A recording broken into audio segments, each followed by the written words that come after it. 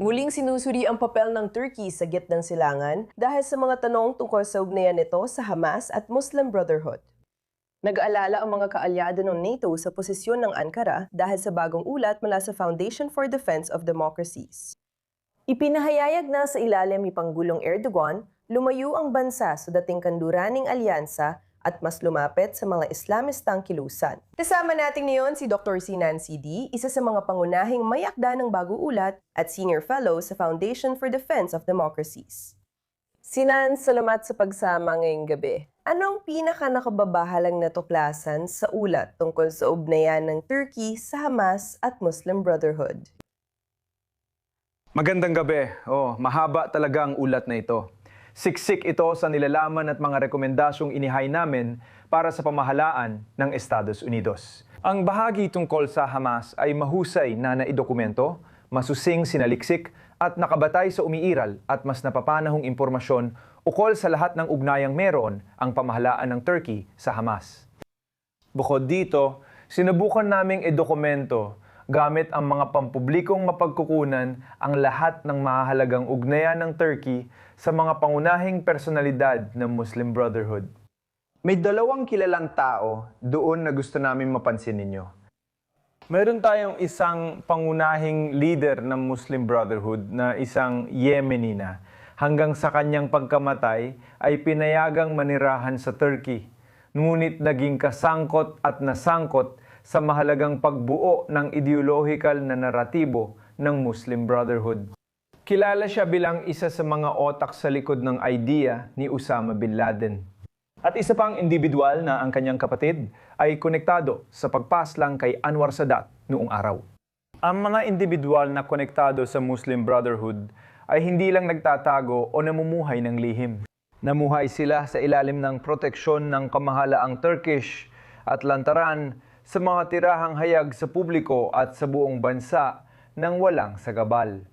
Pero ang Turkey ay miyembro ng NATO. Gaano nga ba ito kaibang pangyayari na ang isang kaalyado ay nauugnay sa mga grupong itinuturing ng marami sa kanluran bilang mga teroristang organisasyon? Ano ang ibig sabihin nito para sa isang miyembro ng NATO tulad ng Turkey?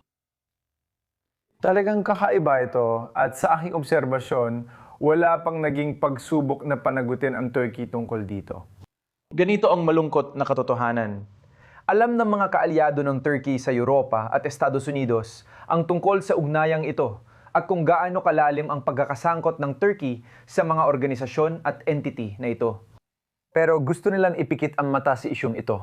Kung medyo kakaiba pakinggan yun, isipin mo kung paano matagal nang binabalewala ng Estados Unidos at Europa ang lumalaking panganib ng Iran sa rehiyon at pandaigdigang seguridad, hanggang sa kamakailang mga hakbang na lang ginawa para pahinain ito.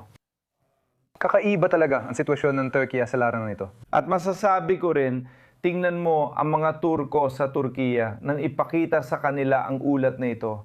Sinusundan ko ang mga nangyayari sa social at mainstream media ng Turkiya tungkol sa ulat na ito.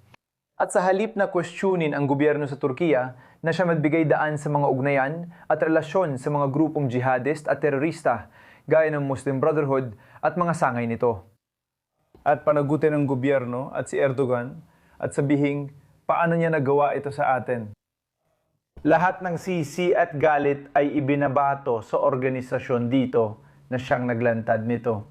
Kamangga-mangga na maraming sa Turkey ay mas gustong sisihin ang tagapagdala ng balita kaysa ang tunay na pinagmulan ng problema.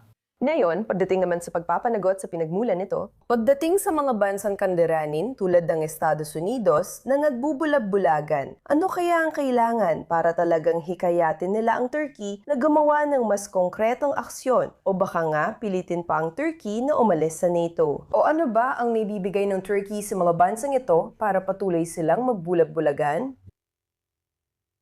Ibig kong sabihin, tingnan mo, hindi talaga mapapaalis ang Turkey sa NATO. Kapag miyembro ka, wala talagang paraan para tanggalin ka.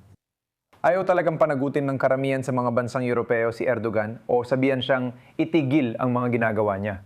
Tingnan mo, ginagamit ng Turkey ang banta ng pagdagsa ng mga migrante para takutin ang alyansa at lalo na ang mga kaalyadong Europeo at ayaw nila itong pigilan o bantayan. At sa Washington, sa hindi ko maintindihang dahilan hanggang ngayon, handang palampasin ng administrasyong Trump o kahit papaano ay isantabi ang mahagulo ng Turkey. Ibig kong sabihin, tingnan mo na lang ang sigalot sa Iran. Nakita natin, alam mo, na parang pinuna ni Pangulong Trump ang mga kaalyado ng US at NATO dahil hindi sila gumagawa ng kahit ano para pahinain ang Islamic Republic sa Iran. Hindi nila ginagawa ang parte nila pero gusto pa rin nilang makipagtulungan sa bagong Iran matapos ang rehimen.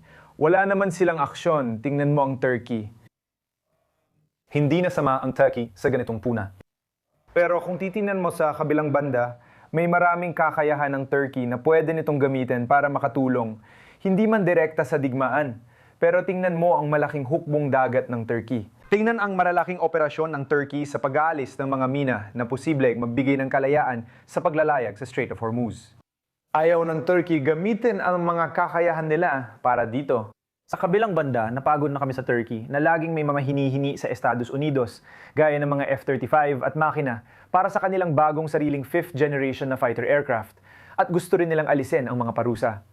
At nakita rin natin na pinatigil ng administrasyong Trump ang pinakamalaking kaso na may kinalaman sa pinakamalaking paglabag sa mga parusa sa Iran ng kahit anong bansa sa mundo, na siyang kaso ng Halkbank. At kapalit nito, wala namang talagang ginagawa ang Turkey maliban sa parang iniikot-ikot lang nila ang kanilang foreign minister, nagpapanggap na interesado silang tapusin ang tinatawag na panunulusol ng digmaan laban sa Iran. Napakalinaw ng ulat na sana ay mapansin pa. Salamat, Dr. Sinan Sidi, sa pagsama sa amin sa I-24 News English at pagbabahagi. Salamat sa pag-imbita sa akin.